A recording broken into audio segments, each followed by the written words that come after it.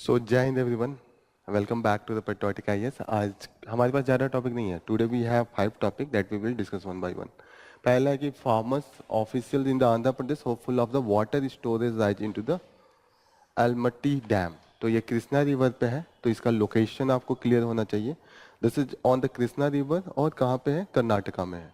ठीक है, तो that will be for the, ये प्रीलिम्स में पूछ सकता है अंडर द ज्योग्राफी सेक्शन। जो एग्रीकल्चर है या डैम्स है, जीएस पेपर 3 में भी आता है ये एग्रीकल्चर का जो पार्ट है, लेकिन वहाँ पे प्रोडक्शन से रिलेटेड है। यहाँ पे स्ट्रक्चर है तो यहाँ ज्योग्राफी आएगा। और जो इंफ्रास्ट्रक्चर है, जो डैम में इंफ्रास्ट्रक्चर बनता है, वो जीएस पेपर 3 में इंफ्रास्ट्रक्चर सेक्शन है, वहाँ पे आ जाएगा। Okay, then we will see that the problem with the Karnataka gig workers bill. तो हमने अभी हाल ही में डिस्कस किया था कि गिग वर्कर्स का जो बिल ऑलरेडी है, एक दिन और डिस्कस किया था, याद है आप लोगों को? गिग वर्कर्स जो इम्प्लॉयर्स हैं एंड इम्प्लॉयड हैं, जो वर्कर्स हैं, उनके बीच में रिलेशन क्या है, क्या इश्यू आ रहा है, उससे रिलेटेड है। तो जीएस पेपर 3 यहाँ पे एम्प्लॉयमेंट से रिलेटेड एक टॉपिक है, उसमें आएगा। Then we will study that on the jurisdiction of the CBI, central bureau of investigation. Okay, तो सीबीआई इस समय काफी न्यूज में, जैसे ईडी न्यूज में, ऐसे सीबीआई भी न्यूज में है। जो सेंट्रल गवर्नमेंट है उसने काफी यूज किया है, या आप कहिए मिसयूज किया, जो भी है। स्टेट जहाँ पे भी उनके अपोजिशन में है, वहाँ वहाँ सीबीआई का काफी ज्यादा एफआईआर हुआ है, और जो स्टेट एम्प्लॉयड है उनके खिलाफ हुआ है। ठीक है, तो ऐसे केस में जो सेंटर स्टेट है वो एक दूसरे से लड़ रहे हैं। जैसे जो स्टेट गवर्नमेंट है उसके हैंड में क्या आता है? पावर। पुलिस का पावर स्टेट गवर्नमेंट के हाथ में। सीबीआई तो स्पेशल पुलिसिंग सिस्टम है ना, ऐसा थोड़ी। तो पुलिस ओवरऑल किसके हाथ में है? Police and the public order, it is in the subject of the states. लेकिन उसका अगर सीबीआई जाती है तो उसके पहले कंसेंट भी लेना पड़ता है स्टेट का। अगर स्टेट कंसेंट नहीं देता है, उसका मतलब पुलिस कोऑपरेट नहीं करेगी, तो ऐसे केस में क्या होगा? कॉन्फ्लिक्टिंग सिचुएशन आएगा। उसी पे ये पूरा डिस्कशन है GS paper 2। Then we will study union governments rein the financial transfer to the different state. जो मैक्सिमम आप टैक्स देखिएगा, जीएसटी ही देख लीजिए, जीएसटी मैक्सिमम किसके पास जा रही है? स्टेट के, सेंटर के पास जा रही है, और सेंटर ओवरऑल कलेक्शन के बाद वो स्टेट्स को दे देती है। समझ में आ रहा है कैसे होता है? तो डिवीजन किसके बेसिस पे होता है? फाइनेंस कमीशन के बेसिस पे होता है। कुछ डिस्क्रिशन भी होता है। तो जो डिस्क्रिशन स्टेट के हाथ में है, डिस्क्रिशन यूनियन के हाथ में है, वो अब बढ़ गया है। ठीक है, तो ऐसे ही केस में यूनियन ज्यादा पैसे ले लेता है। जैसे होगा ना कि जैसे कि एक फैमिली है, वहाँ बड़ा भाई छोटा भाई, बड़े भाई के पास टोटल पैसे आ रहे हैं, और छोटे भाई को वो कैसे कैसे जो पैसे देना है धीरे धीरे कटौती करके अपने हिस्से में वो ज्यादा रख रहे हैं, और अपने अनुसार एक्सपेंडिचर ज्यादा कर रहे हैं। क्या अपने मन किया तो गाड़ी खरीद लिया, अपने मन किया तो कहीं घूमने टूर पे चले गए। तो ऐसे केस में जो छोटा यूनिट है, जो स्टेट्स है, वो डिमांड करेगा ना कि मेरा भी तो हिस्सा है, मैं भी तो, मेन जो फंक्शनिंग है, मानिए काम छोटा भाई कर रहा है मैक्सिमम, और बड़ा भाई के पास पैसे ज्यादा है, तो ऐसे में क्या होगा? कॉन्फ्लिक्टिंग सिचुएशन हो जाता है, और यही केस यहाँ पे हो रहा है। तो इसमें देखेंगे कि कैसे ये सेंटर स्टेट रिलेशन, कैसे हम जो कोऑपरेटिव फेडरलिज्म कह रहे थे, जैसे नॉर्मल माना जाता है कि इंडिया का जो फेडरलिज्म है वो कोऑपरेटिव फेडरलिज्म है। कोऑपरेशन किसके किसके बीच में होगा? सेंटर और स्टेट के बीच में, और स्टेट और स्टेट के बीच में। दोनों स्टेट भी तो आपस में कोऑपरेट करेंगे, लेकिन इस सब सिचुएशन के कारण कॉन्फ्लिक्टिंग फेडरलिज्म देखने को मिल रहा है। Okay, then we will see that the, ये पीसीएस के लिए है, जो फ्रेंच विम्बलेडन है उसके जो विनर है उनका बस आपको नाम याद रखना है। Okay, let's start with the front page. Front page पे ट्रंप के अगेंस्ट असैसिनेशन का अटेम्प्ट हुआ है, तो ये कुछ खास नहीं है, हमारे लिए इंपॉर्टेंट नहीं, यूएस में है। अब इसका किसको फायदा होगा? ट्रंप को ही फायदा होगा। वो बोल ही रहे थे कि मेरे खिलाफ पूरा सिस्टम पड़ा है, अब वो पूरे इलेक्शन में इसका वो यूज करेंगे। अब बिडेन का जो था, कहीं ना कहीं इसका फायदा बहुत होने वाला है ट्रंप को। जो ट्रंप के समर्थक थे और जो फेंस सीटर थे ना, जो थोड़े से मॉडरेट होते हैं, अब सोचेंगे नहीं नहीं, ये जो बोल रहा था वो सही बोल रहा था कि इसके खिलाफ पूरा सिस्टम है। तो this has been the day. CRPF constable kill 2 police personnel injured firing in the Manipur. तो मणिपुर में कंटिन्यूअसली सिविल वार चल रहा है और कंटिन्यूअसली कैजुअलिटी बढ़ रही है। तो ये हमने इस पे डिस्कस किया है क्यों है। मीटीज एंड द कौन है, कुकीज, उनके बीच में लड़ाई चल रही है और वो एक दूसरे के एरिया में अगर कोई भी जा रहा है तो वो सेफ नहीं है। और ऐसे में कई ग्रुप बन गया है, जो ग्रुप कुकीज को रिप्रेजेंट करता है और कुछ ग्रुप जो है वो मिटीज को कर रहे हैं और आपस में एक दूसरे से सिविल वार कर रहे हैं। और इसमें क्या माना जा रहा है कि जो सेंट्रल पुलिस फोर्स है उसको माना जा रहा है कि यूनियन की जो फोर्स है वो कुकीज के सपोर्ट में है, ऐसा परसेप्शन है। और जो लोकल पुलिस है ऐसा माना जा रहा है कि मिटीज के सपोर्ट में है। तो इनकी जो हमारी सिक्योरिटी फोर्स है उसके भी खिलाफ वायलेंस है, क्योंकि पुलिस में मैक्सिमम मिटीज है, उन्हीं का डोमिनेंस है, उन्हीं की गवर्नमेंट थी। तो ऐसे केस में लोकल जो स्टेट गवर्नमेंट का था वो जो वहां के कुकीज हैं वो उनको अपने दुश्मन के जैसे ट्रीट करते हैं, ठीक है ना। तो ये भी एक रीजन है। जो माइंस होता है उसमें कई तरीके के गैस का लीकेज होता रहता है। अगर वहां पे आपके पास प्रॉपर मास्किंग नहीं है तो डेथ हो जाती है, वो कॉमन है इंडियन माइनिंग सिस्टम में। और जहाँ पे इलीगल माइनिंग होती है वहां पे ज्यादा होता है। Already different type of gas mines के अंदर में होते हैं, माइनिंग जो होती है वो प्रोसेस ही होती है। तो ऐसे में एस्फिक्सेशन हो जाता है। इसका मतलब क्या होता है, दम घुट के मरना। जब आपके डिफरेंट गैसेस से एक्सपोजर होता है तो ऐसे केस में डेथ होती है। ओके, तो ये हमारा एक जैसे इंडिया के सिस्टम में जो माइनिंग है, इलीगल माइनिंग के केस में ये सब केसेस बहुत होती हैं। नेक्स्ट न्यूज है अलमट्टी डैम। तो इसका एक बार लोकेशन देख लीजिए, where it is located. This is located on the Krishna river. एक बार आप लोग कृष्णा रिवर को अपने मैप में लोकेट कीजिए।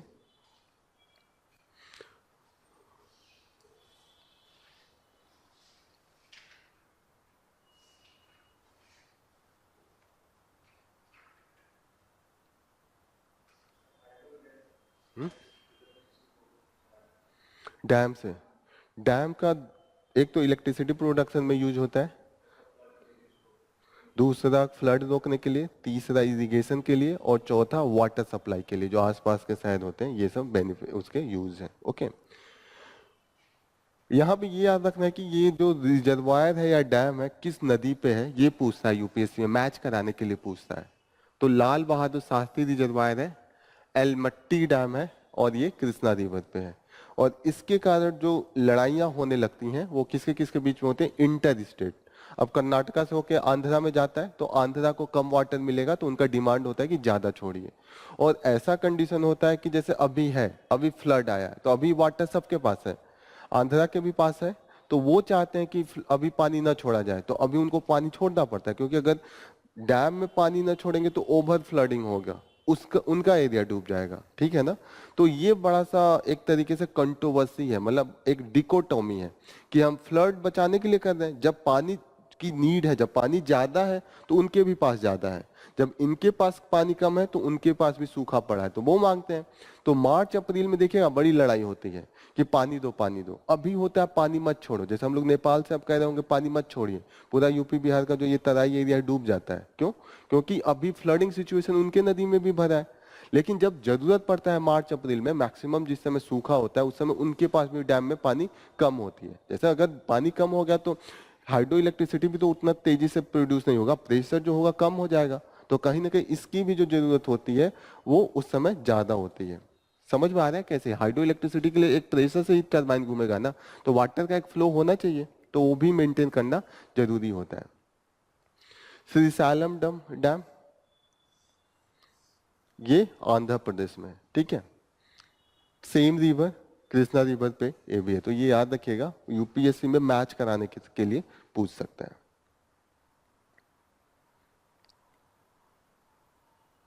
ये सब कंट्रोवर्सी चल रहा है, ये तो आपने पढ़ा था, कल हम लोगों ने देखा था कि different type of the awards होते हैं। जैसे पीस टाइम में किसको कौन सा अवार्ड दिया जाता है, अशोक चक्र हाईएस्ट है, उसके बाद शौर्य चक्र, और जो वार टाइम में उसके बाद, और उसके बाद वीर चक्र, ठीक है, 3 ये है। ये चीफ व्हिप का मतलब पता है ना, व्हिप क्या होता है? एक दिन मैंने डिस्कस किया था, व्हिप क्या होता है?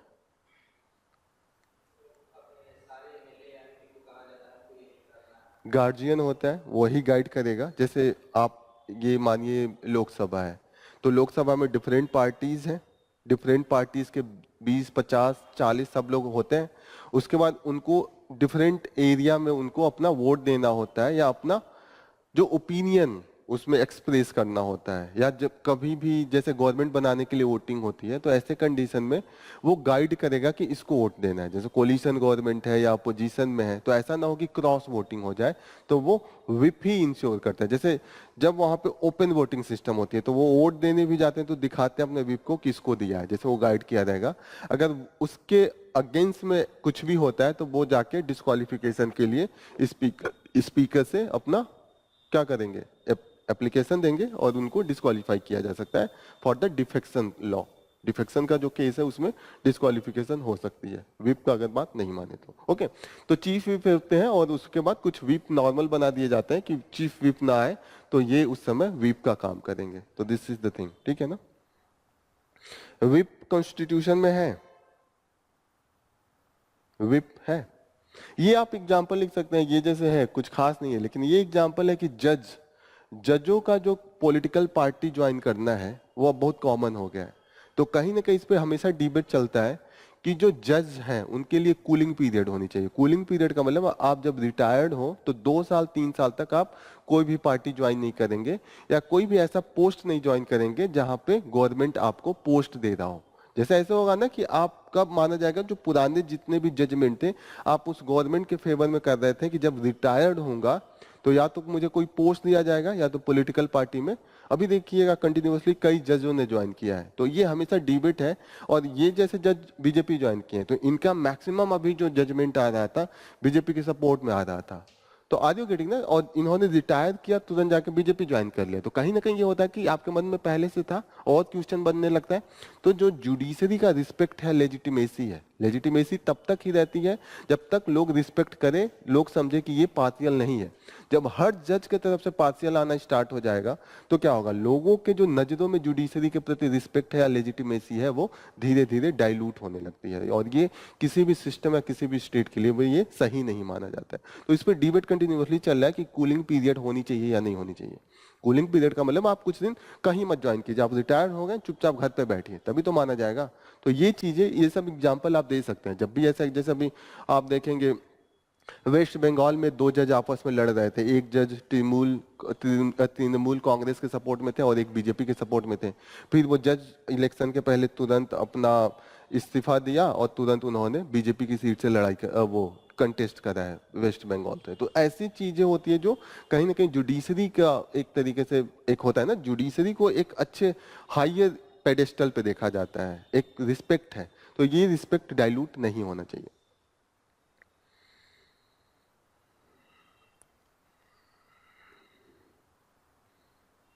मैक्सिमम न्यूज रिपीटेड है, जैसे ये भी रिपीटेड ही है। जैसे कर्नाटका गिग वर्कर्स बिल है, ठीक है। तो गिग वर्कर्स क्या होते हैं पहले तो ये बताइए, उस दिन हम लोगों ने डिस्कस किया था। What is the gig workers? Gig workers किसको के?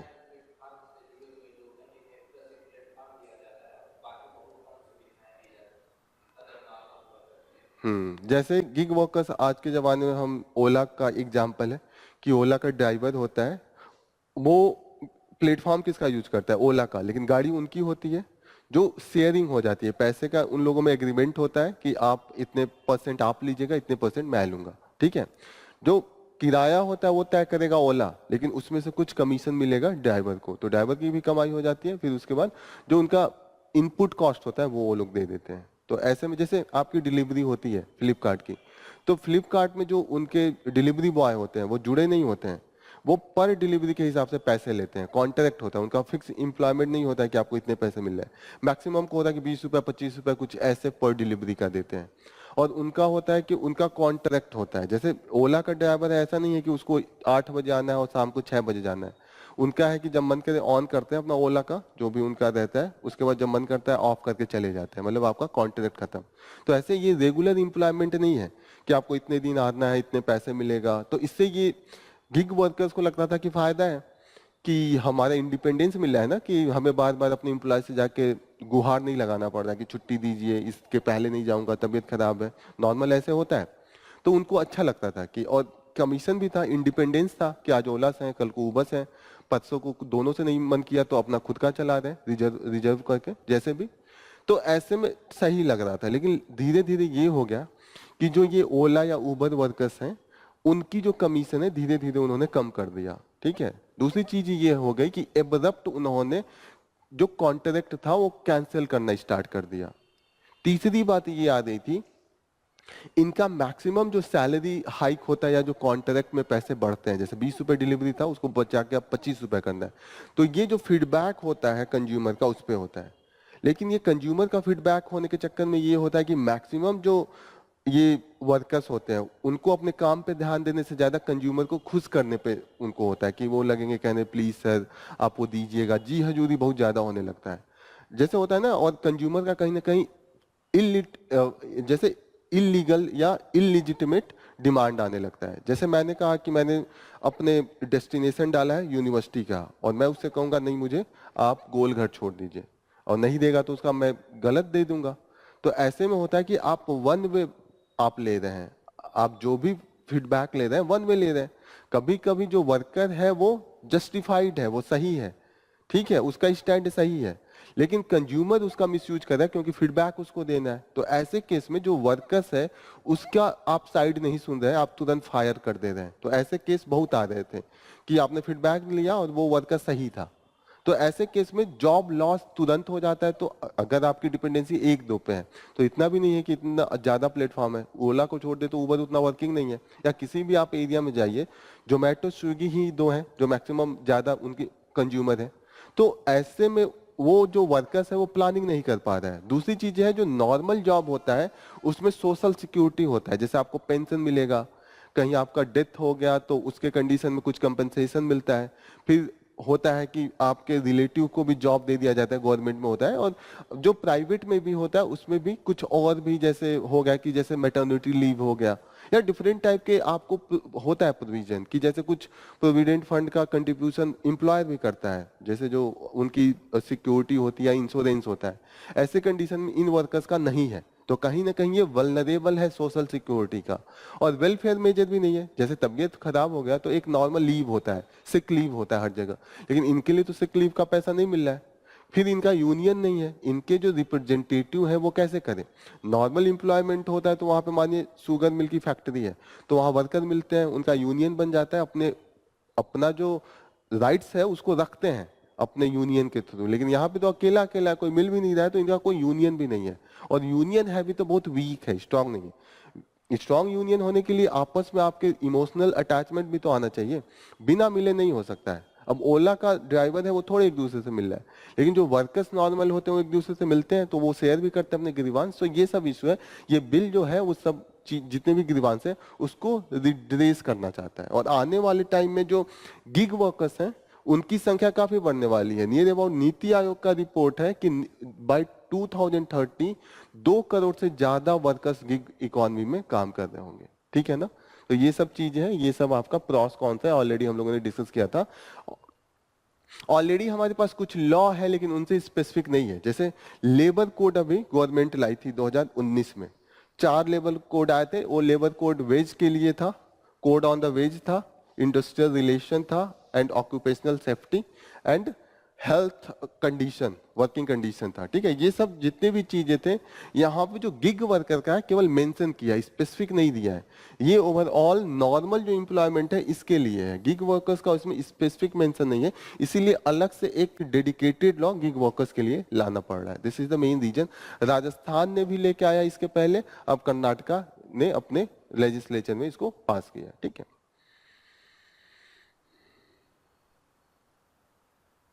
ये सब चीजें रिपीटेड है तो इस पे हम फिर नहीं जाएंगे। नेपाल में जो गवर्नमेंट गिरा है वो भी जो नया बना है वो भी स्टेबल नहीं है। ये तो न्यूज काफी इस समय था, उस दिन हम लोग डिस्कस किए थे कि नेपाल में जो पुष्प कमल दहल प्रचंड, क्या नाम है उनका पूरा, तो उनकी गवर्नमेंट थी लेकिन उनके पास सबसे कम सीट थी। तो नेपाली कांग्रेस और जो सीपीएम जो दूसरी communist party of Nepal party थी, उन लोगों ने मिलकर, एक के पास 78 थी एक के पास 88 थी, तो उन्होंने मिलके अपना खुद यहाँ पे, एक के पास ये 89 नहीं, एक 88 ही था शायद, ठीक है। तो यहाँ पे 88 था और इनके पास 78 था, और प्रचंड के पास नियर अबाउट सबसे कम था, 48 के आसपास था, लेकिन वो प्राइम मिनिस्टर बन के बैठे थे। लेकिन इसमें भी ये जो पार्टी कोलिशन बना रही है इनमें भी आपस में काफी मतभेद है।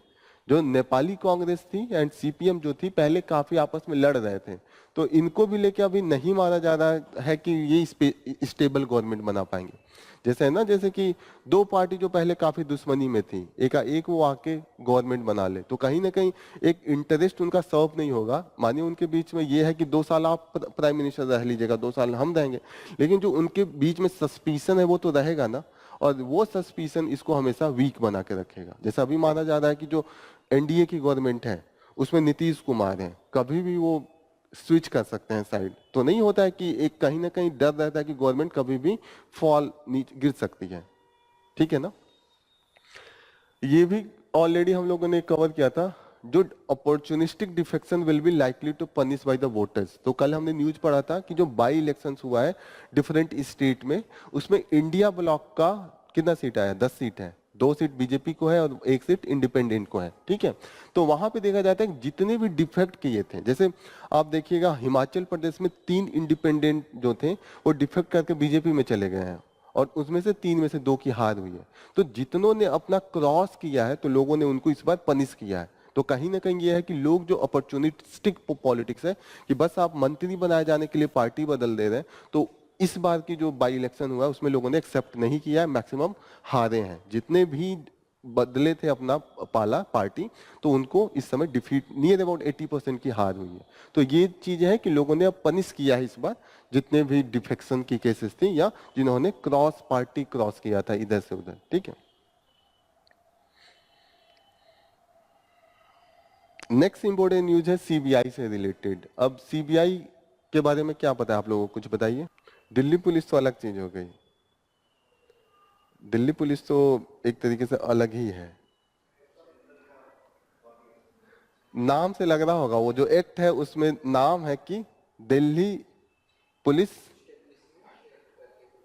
इस Delhi special police establishment act 1946, ठीक है। तो यहां से लगेगा दिल्ली पुलिस है, दिल्ली पुलिस तो एकदम अलग मैटर हो गया। यहाँ पे ये एक्ट था जिसमें स्पेशल फोर्स की बात हुई थी, तो उसके थ्रू सीबीआई का गठन हुआ था, ठीक है। तो सीबीआई के लिए कोई ना एक्ट है और ना ही ये कॉन्स्टिट्यूशन में मेंशन है, तो इसको by the Delhi special police establishment act है उसके द्वारा इसको बनाया गया था, ओके। मुद्दा इसलिए सामने आ रहा है क्योंकि जो सीबीआई का यूज है जिस तरीके से यूनियन गवर्नमेंट कर रही है, जैसे कि उनकी जिस स्टेट में गवर्नमेंट नहीं है या अपोजिशन की गवर्नमेंट है, जो सपोर्टिव गवर्नमेंट नहीं है, जैसे एग्जांपल के लिए तमिलनाडु हो गया, वेस्ट बंगाल हो गया, ऐसे स्टेट्स में काफी कॉन्फ्लिक्टिंग सिचुएशन है। ऐसे स्टेट में क्या हो रहा है कि जो यूनियन गवर्नमेंट है वो सीबीआई के थ्रू कई केसेस फाइल कर रही है, और वो केसेज हैं जो स्टेट का या तो लीडर है स्टेट गवर्नमेंट का, या तो स्टेट गवर्नमेंट का जो इम्प्लाई होता है। जैसे एक होता है स्टेट गवर्नमेंट के अंडर में इम्प्लाई आते हैं और एक होता है यूनियन गवर्नमेंट के। तो ऐसा केस होने लगा था कि यूनियन जो कर रहा था वो स्टेट गवर्नमेंट या स्टेट इम्प्लाई, जैसे अभी देखा कि कुछ केसेस ऐसे आई थी कि तमिलनाडु के कई डिस्ट्रिक्ट कलेक्टर थे, उनके खिलाफ माइनिंग से रिलेटेड करप्शन का केस ईडी एंड सीबीआई में दायर किया गया था, ओके। ऐसे केस में क्या हुआ था, स्टेट गवर्नमेंट की जो पुलिस थी तमिलनाडु की ही, उन्होंने जो ईडी का एक ऑफिसर थे उनको, अंकित तिवारी नाम था, तमिलनाडु का केस है, तो उनको उन्होंने उनके खिलाफ केस दायर किया था फॉर द करप्शन चार्ज। तो ऐसे में देखा जा रहा था कि जो जो सिक्योरिटी फोर्स स्टेट के हाथ में थी वो यूज हो रहा था यूनियन एम्प्लॉय के अगेंस्ट में, और जो यूनियन का सिक्योरिटी फोर्स है या जितने भी ये इन्वेस्टिगेशन इंटेलिजेंस बॉडीज थी वो यूज हो रहा था स्टेट के केस में। तो ऐसे केस में जो वेस्ट बंगाल की गवर्नमेंट थी उसके खिलाफ में, उनके ऑफिसर्स के खिलाफ में कई केसेज अभी दायर किया था और सीबीआई ने दायर किया था। नियर अबाउट आप देखिएगा 12 न्यू केस अभी हाल ही में रजिस्टर्ड हुआ था। इस केस को लेके वेस्ट बंगाल की गवर्नमेंट पहुंच गई सुप्रीम कोर्ट। जैसे जो हमारे लोग, हमारे फाउंडिंग फादर थे, जो लोग कॉन्स्टिट्यूशन बना रहे थे, उनको लगा था कि बाद में दिक्कत आएगी। ऐसा उन लोगों को लग रहा था कि जो ऐसा सिचुएशन आएगा जब स्टेट गवर्नमेंट में अलग पार्टी की गवर्नमेंट होगी और यूनियन में सेंट्रल लेवल पे किसी और पार्टी की गवर्नमेंट होगी, और ऐसे केस में लड़ाई होना लाजिम सी बात हो जाएगी। तो इन्होंने ऑलरेडी आर्टिकल 121 इसीलिए स्पेशल दिया था कॉन्स्टिट्यूशन में कि जब भी सेंटर स्टेट में लड़ाई होगी तो तो सुप्रीम कोर्ट उसका फैसला करेगा। तो ये original and exclusive jurisdiction of supreme court है। ओरिजिनल एंड एक्सक्लूसिव का क्या मतलब होता है? आर्टिकल 131 यहाँ पे कहीं दिया है, ओके, ये आर्टिकल 131 है, ठीक है। ये सुप्रीम कोर्ट को एक्सक्लूसिव, एक्सक्लूसिव का मतलब ये होता है कि ये जो केस होगा सेंटर और स्टेट के बीच में, या स्टेट स्टेट आपस में लड़ेंगे, तो भी आर्टिकल 131 के थ्रू सुप्रीम कोर्ट में जाना पड़ेगा। और ऐसे केस में एक्सक्लूसिव का मतलब ये होता है कि सिर्फ सुप्रीम कोर्ट ही ये सब केसेस देख सकती है, किसी और कोर्ट में नहीं जा सकते हैं। ये एक्सक्लूसिव पावर हो गया। और ओरिजिनल का मतलब ये होगा कि आप डायरेक्ट सुप्रीम कोर्ट में जा सकते हैं। जैसे कई केस में होता है, जैसे फंडामेंटल राइट्स आपका वायलेट हो गया, तो आपको एक ऑप्शन है कि हाई कोर्ट में जाइए फिर सुप्रीम कोर्ट में जाइए, तो ओरिजिनल नहीं है, ओरिजिनल आप हाई कोर्ट में जा रहे हैं। जैसे नॉर्मल भी केस होता है, जैसे आपको ऐसे केस कुछ हो गया कि चोरी का केस हो गया या कोई ऐसे लड़ाई दंगे का केस हो गया, तो पहले आप डिस्ट्रिक्ट कोर्ट में जाते हैं, फिर हाई कोर्ट में जाते हैं, फिर सुप्रीम कोर्ट में जाते हैं। तो ये ओरिजिनल नहीं है। ओरिजिनल का मतलब आप डायरेक्ट सुप्रीम कोर्ट में जा रहे हैं। समझ में आ रहा है ना? ओरिजिनल एंड एक्सक्लूसिव का मतलब, ओरिजिनल का मतलब आप डायरेक्ट जा सकते हैं, और एक्सक्लूसिव का मतलब सिर्फ उन्हीं के पास अधिकार है, वो अधिकार किसी और के पास नहीं, हाई कोर्ट के पास नहीं है। तो एक्सक्लूसिव का मतलब ये हुआ कि separate special power of the supreme court, ठीक है। यहाँ पे मैक्सिमम जो केस होता है वो it must be into the question of the law, the fact that is crucial to determine the legal rights. दोनों के बीच में लीगल राइट है, वो डिटरमाइन करेंगे। इसका मतलब ये हुआ कि एग्रीमेंट अगर कोई है तो उस पर उतना फोकस एरिया नहीं रहेगा जितना कि लीगल राइट्स का इंटरप्रिटेशन करना है। क्लियर हो रहा है ये चीज? ठीक है। तो ऐसे केस में सुप्रीम कोर्ट में ये गए, वेस्ट बंगाल की गवर्नमेंट गई, तो सुप्रीम कोर्ट में जाने पे यूनियन गवर्नमेंट भी गई। यूनियन गवर्नमेंट ने ये अपना मत रखा, अपना ओपिनियन रखा कि जब सीबीआई जो है वो इंडिपेंडेंट बॉडी है, वो यूनियन के अंडर में काम नहीं करती है, और जो आर्टिकल 131 है वो सेंटर और स्टेट में जब लड़ाई होगा तब है, तो इसमें सेंटर है ही नहीं। उन्होंने कहा कि सीबीआई तो अलग बॉडी है ना, इसमें तो हम सेंटर का कुछ लेना देना नहीं है, तो उन्होंने कहा कि आप इस केस को ही क्वाश कर दीजिए, इसको खारिज कर दीजिए। सुप्रीम कोर्ट ने कहा कि अगर जिस आर्टिकल, जिस एक्ट के अंडर में सीबीआई बना है, सुप्रीम कोर्ट ने दो आर्टिकल सेक्शन निकाला, एक section 4 of Delhi special police establishment act and एक section 6 of the Delhi special police establishment act. इन्होंने कहा इस दोनों में साफ साफ ये है कि most of the chances, normal case में सीबीआई पे सिर्फ एक केस जहां पे करप्शन का केस हो या मनी लॉन्ड्रिंग का केस हो, उसमें सीवीसी के पास पावर होगा। सीवीसी एक अलग बॉडी है जो जहां पे भी करप्शन का केस आता है वो देखती है। इसका फुल फॉर्म हो क्या हो गया? CVC, central vigilance commission. ठीक है, तो सेंट्रल विजिलेंस कमीशन एक अलग बॉडी है, जहां पे भी करप्शन या मनी लॉन्ड्रिंग का केस आता है वहां पे सीवीसी को लाया जाता है। अभी उसके बारे में देखते हैं सीवीसी के कुछ। हाँ, विजिलेंस, विजिलेंस हो गया, यहाँ पे vigilance commission, central vigilance commission ये है ना। ठीक है, ये बहुत स्पेशल बॉडी होता है, ये जैसे ह्यूमन राइट कमीशन हुआ, ऐसे ये स्टैट्यूटरी बॉडी है, इसका एक सेपरेट एक्ट के द्वारा बनाया गया है। ठीक है, सीबीआई का सिलेक्शन भी इसी के थ्रू, इन्हीं के रिकमेंडेशन पे होता है, और इसका जो जब भी बॉडीज बनती है काफी स्पेशल, उसके लिए एक कमिटी बैठती है, वो बनाती है। तो जो सीबीआई आती है एक सिर्फ कंडीशन में, जहां पे भी मनी लॉन्ड्रिंग का केस होगा वहां पे सीवीसी के अंडर में काम करती है। तो ये इंपॉर्टेंट है, आप लोग लिख लीजिएगा कि जहां पे भी money laundering, prevention of money laundering का केस आएगा वहां पे सीवीसी के अंडर में काम करेगी, और बाकी जगहों पे वो सेंट्रल गवर्नमेंट के अंडर में काम करती है। जब आपके ही अंडर में वो बॉडी काम करती है तो वो केस उसके खिलाफ हो गया तो आप ही के खिलाफ माना जाएगा ना। तो सुप्रीम कोर्ट ने कहा कि अगर जब ये दोनों सेक्शन देखते हैं तो साफ साफ ये नजर आता है कि CBI work under the jurisdiction of the union government. ठीक है, तो यहां से इन्होंने क्लियर किया, और इन्होंने कहा है कि जो केस ये मामला दायर है कि ओवर रीच कर रही है। ओवर रीच का मतलब क्या हो गया?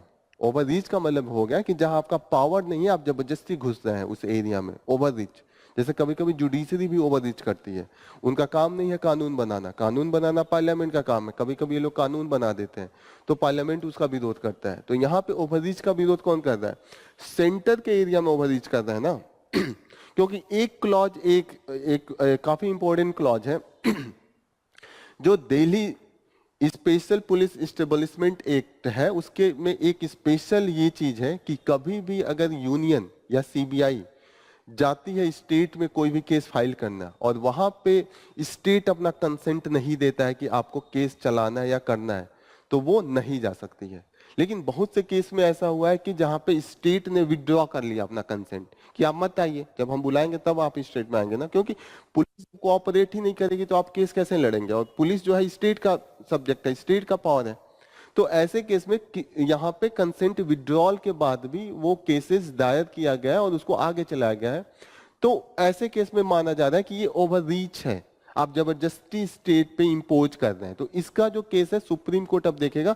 13 अगस्त को इसके लिए डेट दिया गया है, कहीं इसमें है 13 अगस्त को। अब जब सुनवाई होगी तो देखते हैं कि सुप्रीम कोर्ट का इस पे क्या मत आ रहा है। ठीक है, इसके रिस्पेक्ट में जहां पे भी इंक्रोचमेंट का पावर आता है, सीबीआई किस दायरे तक काम करेगी, दो केस बहुत इंपॉर्टेंट आता है। एक state of Karnataka versus union of India case 1977 का है, एक state of Rajasthan versus union of India case ये भी 1977 का है। इसमें दोनों में सुप्रीम कोर्ट ने कहा है कि जहां तक स्टेट का कंसेंट है वो ऐसे ही नहीं निग्लेक्ट किया जा सकता है। स्टेट अगर कंसेंट नहीं देती है तो जबरदस्ती यूनियन इसको इनक्रोच या इन्फोर्स नहीं कर सकती है। इन दोनों में इन्होंने कहा है कि जो स्टेट का पावर है ऐसा नहीं है कि बहुत वीक है, स्टेट का पावर भी एक तरीके से कॉन्स्टिट्यूशन ने दिया है और वो भी अपना एक सोवरेन पावर है। जैसे एक दिन हम लोग सोवरेनिटी की बात कर रहे थे ना, तो सोवरेनिटी तो इंटरनल में है ना स्टेट के पास, एक्सटर्नल इस एक्सपेयर में नहीं है। हम लोग पढ़ रहे थे ना डिवाइडेड सोवर्निटी, थोड़ी बहुत तो सोवर्निटी है इंटरनली, तो आप इंटरनल सोवर्निटी जो स्टेट का है वो नहीं ले सकते। और इन केसेस में जो फेडरलिज्म है उसको काफी हायर स्टेज पे रखा गया है। इंडियन कॉन्स्टिट्यूशन का जो नेचर है कहीं ना कहीं यहाँ पे फेडरल बोला गया है कि स्टेट भी अपना इंडिपेंडेंट पावर है, इंडिपेंडेंट एंटिटी है। समझ में आ रहा है ये चीजें? तो फेडरलिज्म से रिलेटेड कहीं पे भी आ गया तो आप ये सब डिस्कस कर सकते हैं। ये सब चीजें आपको समझ में आ रही है ना कि कभी भी फेडरलिज्म का केस है तो सीबीआई को आप कैसे दिखा के ये सब चीजें आप कैसे रख सकते हैं। ठीक है, यहाँ पे ये है प्रायर कंसेंट यूनियन। लेकिन अगर ये केस यूनियन टेरिटरीज में या रेलवे के एरिया में है तो वहां पे अगर कंसेंट नहीं भी देगा स्टेट तो यूनियन या सीबीआई जा सकती है। ठीक है ना, यहाँ पे एक चीज है, एक्सेप्शन है कि प्रायर कंसेंट स्टेट का नहीं लगेगा जब ये सब चीजें यूनियन टेरिटरीज तो ऑलरेडी सेंटर के हाथ में होता है, वो तो खुद का स्टेट है नहीं।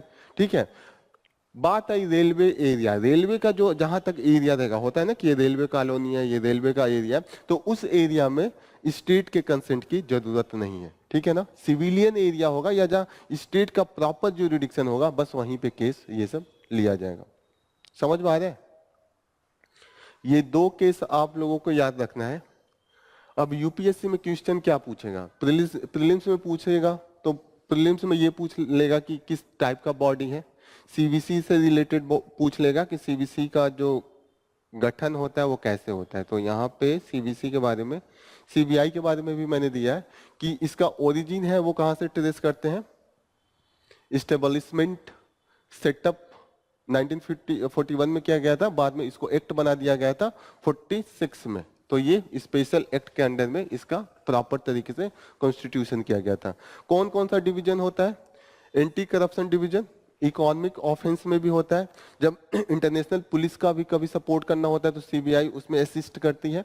एडमिनिस्ट्रेटिव डिवीजन है इनका, directorate of prosecution and central forensic science laboratories में भी कभी भी इनका इन्वॉल्वमेंट होता है तो सीबीआई इन्वॉल्व रहती है।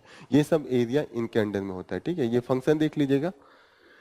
सीवीसी का बात आती है तो सीवीसी को जो बनाया गया था, एक संथनम कमेटी बनी थी और संथनम कमेटी ने ये रिपोर्ट दिया था कि अगर करप्शन के केसेस ज्यादा ना हो इसके लिए एक स्पेशल बॉडी कमीशन बनाना पड़ेगा जो डिफरेंट एजेंसीज के अंडर में जहां पे भी करप्शन का केसेज है उसका एक सेपरेट इन्वेस्टिगेशन हो। जैसे ये गवर्नमेंट बॉडी रहे, गवर्नमेंट के हाथ में अगर कोई एजेंसी हो तो वहां पे वो कहीं ना कहीं बायसनेस होगा और जितने भी करप्शन के केसेज होते हैं वो गवर्नमेंट के ही लोग करते हैं, गवर्नमेंट ऑफिसर या नेता यही इन्वॉल्व होते हैं।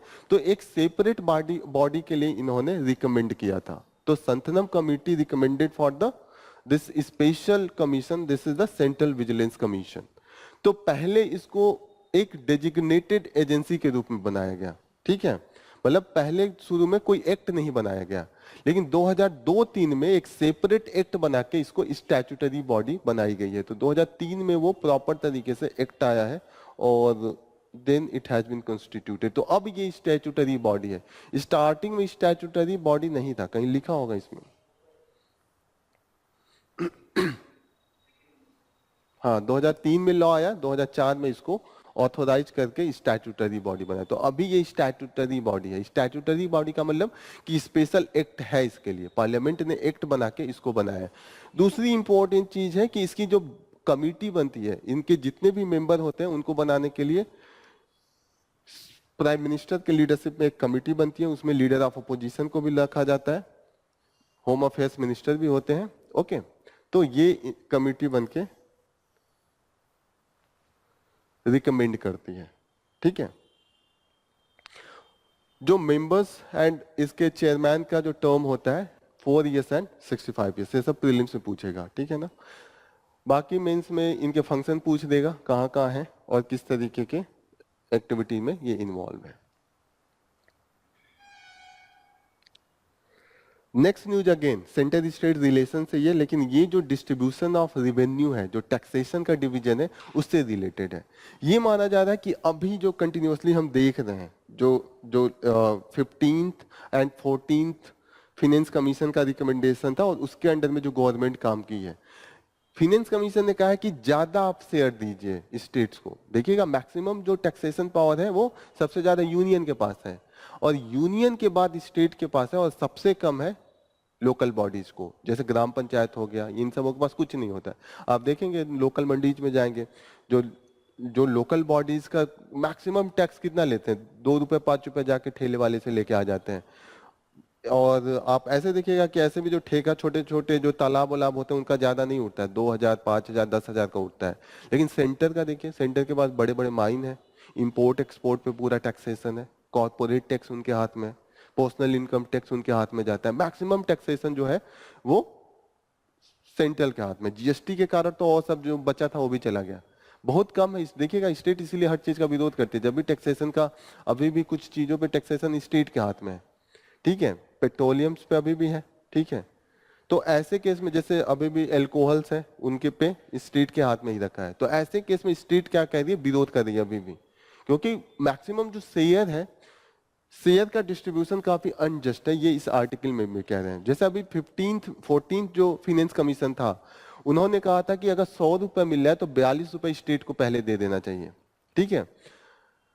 लेकिन इस सेंटर काफी होशियार है, सेंटर ऐसे कहते ठीक है हम 42% दे देंगे, लेकिन जो नेट टैक्स होता है, नेट टैक्स क्या होता है कि जितना ये लोग पहले पूरा टैक्स ले लेते हैं, टैक्स मानिए 1000 रुपए आया, ये ग्रॉस टैक्स होगा जितना भी कलेक्ट हुआ। अब ये नेट टैक्स निकालने के लिए उसमें जो कलेक्शन के लिए इन्होंने अपने लोग लगा रखे हैं उसको निगेटिव कर देंगे, घटा देंगे, फिर उसके बाद जो यूनियन टेरिटरीज से टैक्स है उसको घटा देंगे, और फिर ये बीच में सेस एंड सरचार्ज लगाती है सेंट्रल गवर्नमेंट। आप देखिएगा, कभी जाइएगा पेट्रोल लेने या कुछ भी लेने, तो वहां पे लिखा रहता है 5% या 1% 2% सेस, उस पर कभी कभी लिखा रहेगा फॉर द स्वच्छता मिशन के लिए कभी सेस लगा देंगे, कभी एजुकेशन के लिए, कभी हेल्थ के लिए, वो वाला भी निगेटिव हो जाता है।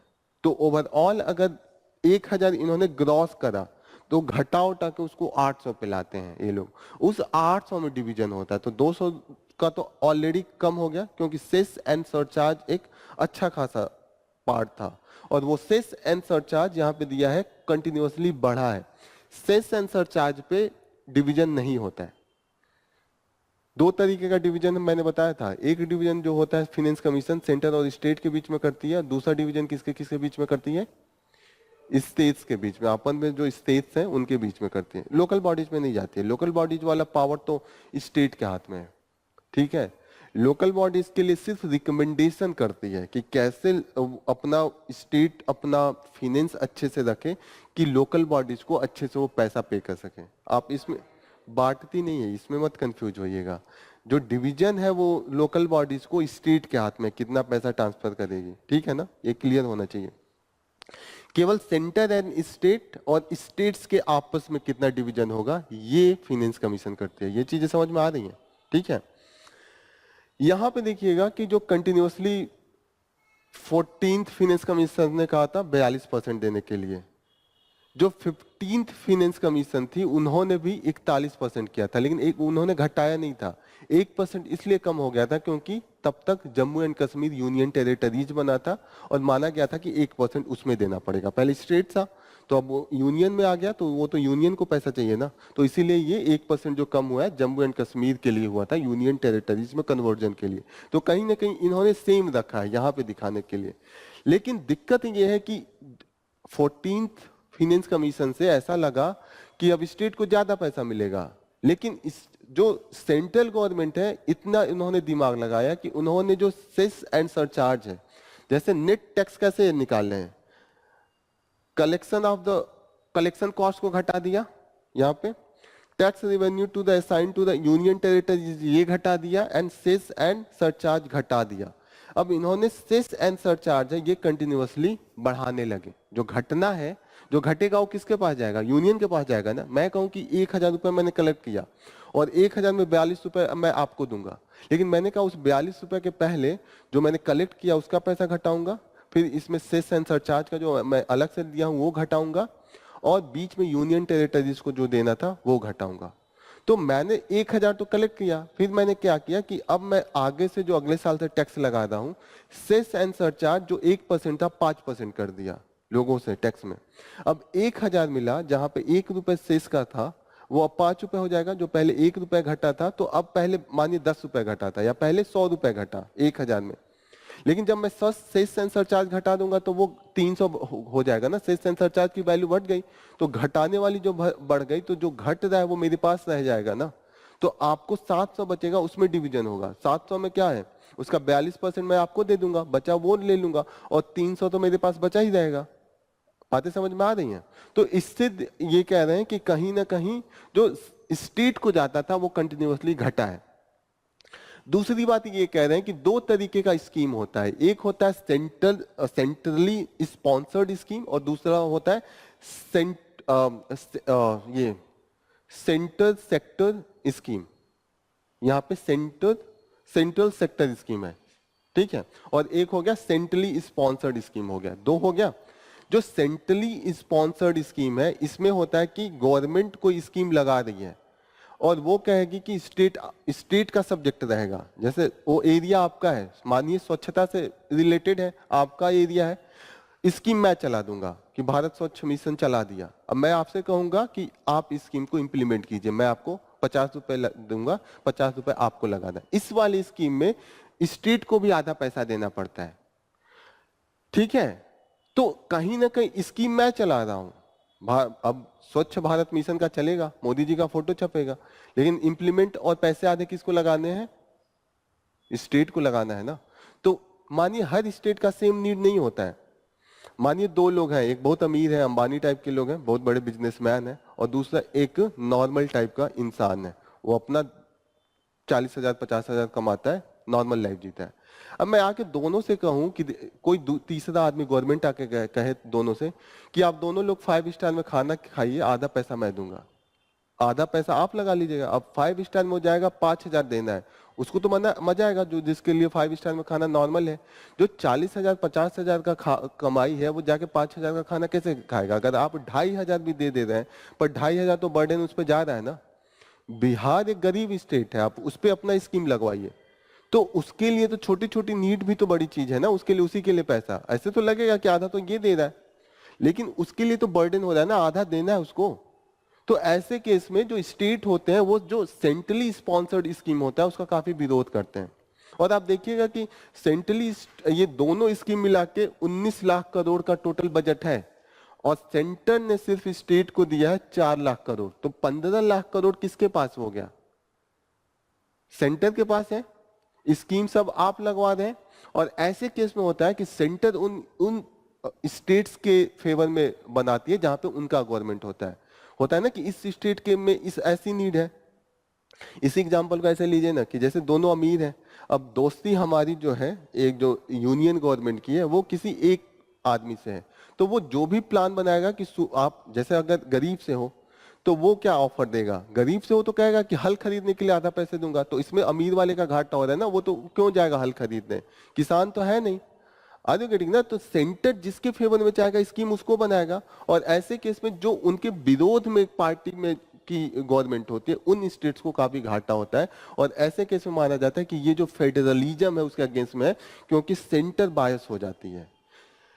जो सेंटर सेक्टर स्कीम है इसमें पूरा पैसा स्टेट देता है, लेकिन दिक्कत यह है कि स्कीम भी तो सब वही बनवाता है, स्कीम पूरा वही बनाएगा और पूरे पे सेंटर का नाम लिखा जाता है, और अगेन इंप्लीमेंटेशन का जो माथा पच्ची होता है वो स्टेट के पास जाता है। तो दिक्कत है ना, भले पैसा आप दे रहे हैं लेकिन इंप्लीमेंट तो ग्राउंड लेवल पे मैं कराऊंगा, तो मुझे जो रिसोर्स इसमें लगाना था अपने काम में, वो रिसोर्स उठा के मुझे आपके एरिया में लगाना पड़ेगा। आर यू गेटिंग ना? यहाँ पे भी स्टेट को ही घाटा है। तो इन दोनों स्टेट से कहीं ना कहीं जो भी स्टेट इस पार्टी जो सेंटर में पार्टी है, कोई भी हो सकती है, कांग्रेस होती है तो भी वो अपने अनुसार करती है, बीजेपी होगी तो वो सेंटर में जो पार्टी पावर में होगी वो अपने अनुसार ये सब चीजों को यूज करती है। तो इन्होंने कहा कि भले दिखाने के लिए ओवरऑल यहाँ पे दिखाने के लिए परसेंटेज बढ़ा दिया। 14th फाइनेंस कमीशन के पहले से केवल 32% दिया जाता था, 14th फाइनेंस कमीशन ने उसको 10% बढ़ा के 42 किया, तो लोगों को लगा कि स्टेट के पास अब ज्यादा पैसे जाएंगे। लेकिन due to this cess and surcharge and this schemes centrally sponsored scheme and the central sector scheme, overall जो पैसा जाता था वो कम हुआ है, वो इन्होंने यहाँ पे कंटिन्यूअसली दिखा के फैक्ट इन्होंने प्रूव किया है। ठीक है, तो इन्होंने यहाँ पे दिखाया कि यूनियन गवर्नमेंट ने जो पैसे इंप्लीमेंटेशन के लिए दिए 60,000 करोड़ है, लेकिन ओवरऑल इनका बजट जो ज्यादा है वो 20 लाख करोड़ के आसपास है। तो कहीं ना कहीं देखिएगा कि that has been reduced. Besides that एक और चीज है कि जो सेंटर अभी जोड़ने पे, ये सब इन्होंने जोड़ के यहाँ पे दिखाया है कि अभी भी जो ग्रॉस रेवेन्यू का है 50% से ज्यादा सेंटर रख लेती है, स्टेट के पास नहीं जाता है, और उसके पास भी जो बजट बनता है वो डेफिसिट बजट बनता है। डेफिसिट का मतलब कि यूनियन 5-6% उधार भी लेती है, बारो भी करती है, आरबीआई से करे या लोगों से करे या बाहर से करे, तो वो 105-6 रुपए में से सिर्फ 50 रुपए से कम स्टेट के पास जा रहा है। वो जो उधारी बारोड है वो भी तो यूनियन ही यूज कर रहा है ना, फिजिकल डिफिसिट तो आपने दिखाया है, तो वो भी पैसा आप ही के पास जा रहा है। तो ये इन्होंने प्रूव किया है कि कहीं ना कहीं ये चीजें फेवर में है सेंट्रल के, और इस रिकमेंडेशन के बाद भी अभी भी जो पक्ष में है, किसके पक्ष में है? यूनियन गवर्नमेंट के पक्ष में, और जो पार्टी यूनियन में पावर में है उसके पक्ष में है। चीजें समझ में आ रही हैं? आपको ये सब चीजें दिखानी है। Cess and surcharge, what is the cess and surcharge? एक दिन मैंने डिस्कस किया था।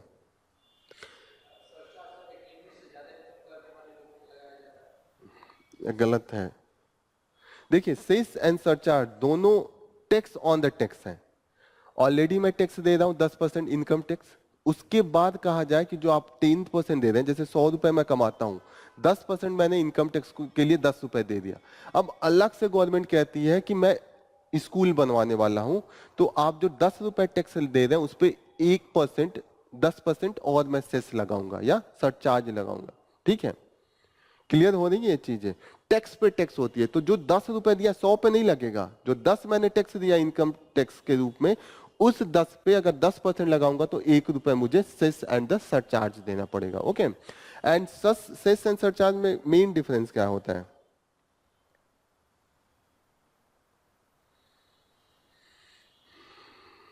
मेन डिफरेंस जो होता है, दिस इज द स्पेसिफिक। जो सेस होता है वो स्पेसिफिक होता है, वो मैं पहले ही बता दूंगा कि जो सेस है वो हेल्थ के लिए है या एजुकेशन के लिए है या कुछ नया कंस्ट्रक्शन करवाना है, रोड बनवाना है, उसके लिए है।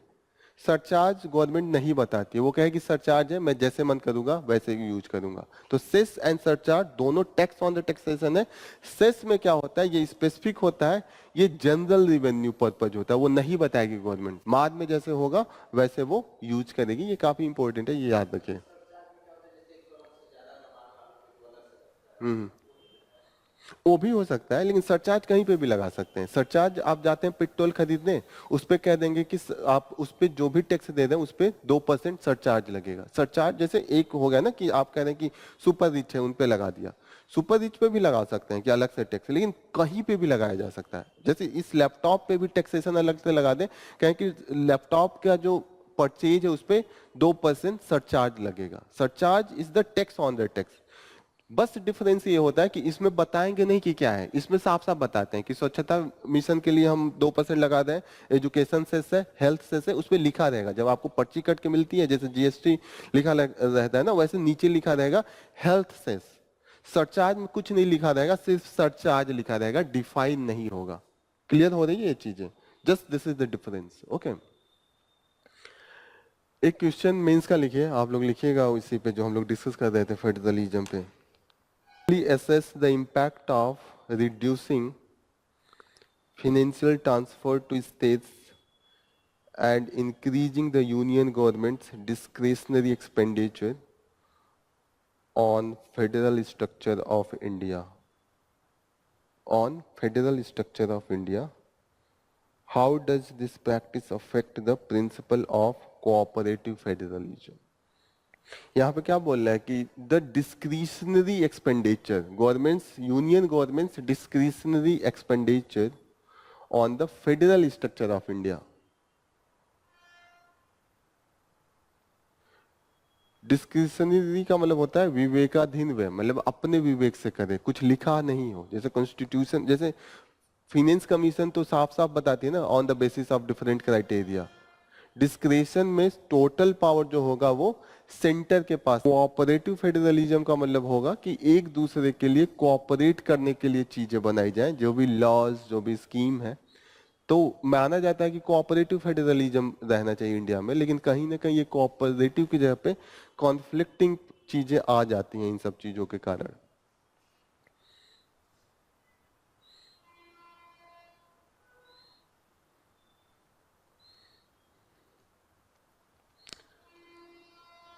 क्रिटिकली करना है तो ये सब चीजें आप क्रिटिकली करने में क्या करेंगे,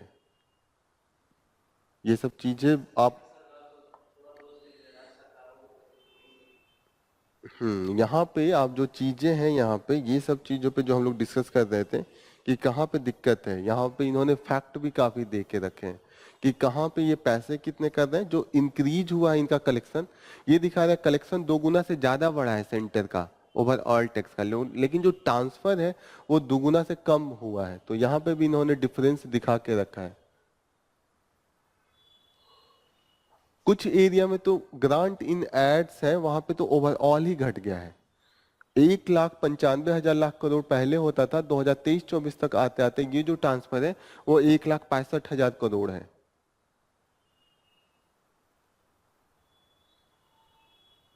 यहाँ पे इन्होंने कहा है कि दुगुना हुआ है इनका जो टैक्सेशन जो हुआ है जीएसटी के बाद से, वो 14 लाख से 33 लाख हुआ है।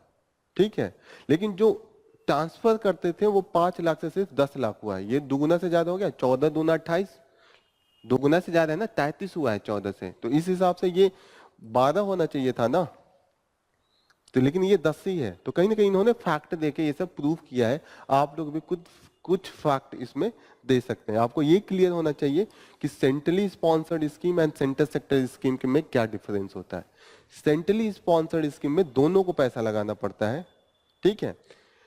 सेंट्रल सेक्टर स्कीम में सारा पैसा सेंटर देता है, लेकिन दिक्कत है कि यहाँ पे भी डिस्क्रिशन जो रहता है कि किस तरीके का स्कीम, कितना पैसा लगेगा, सब कुछ सेंटर ही करेगा। तो कहीं ना कहीं हमेशा डोमिनेंस जो है सेंटर के ही हाथ में है। ओवरऑल यहाँ पे आप दिखा देंगे कि overall CSS and the central sector scheme में पैसे 19 लाख करोड़ लगे हैं 2023-24 में, और जो स्टेट को मिला है वो केवल 4,25,000 करोड़ ही मिले हैं। ठीक है, चीजें समझ में आ रही है ना कैसे आपको शो करना है। आप कुछ आर्टिकल का यूज कर लीजिएगा, आर्टिकल 280 जो है फॉर द फाइनेंस कमीशन, 282 का यूज कर लीजिएगा जो डिवीजन है, 270 का यूज कर सकते हैं, 275 इसमें भी ग्रांटिंग ऐड की बात करते हैं। एक दिन हम लोग डिस्कस किए थे, एक बार आप लोग कॉन्स्टिट्यूशन में देखिएगा। कॉन्स्टिट्यूशन सबने खरीद लिया, जो मैंने बेयर कॉन्स्टिट्यूशन किया था। उतना मोटा नहीं होता, एकदम पतला होता है।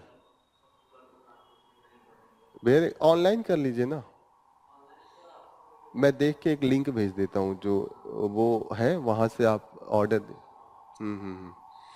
चीजें समझ में आ गई। So this is all about today, we will conclude our session here. Thank you for joining the session, all the best. कल मिलते हैं फिर। ओके।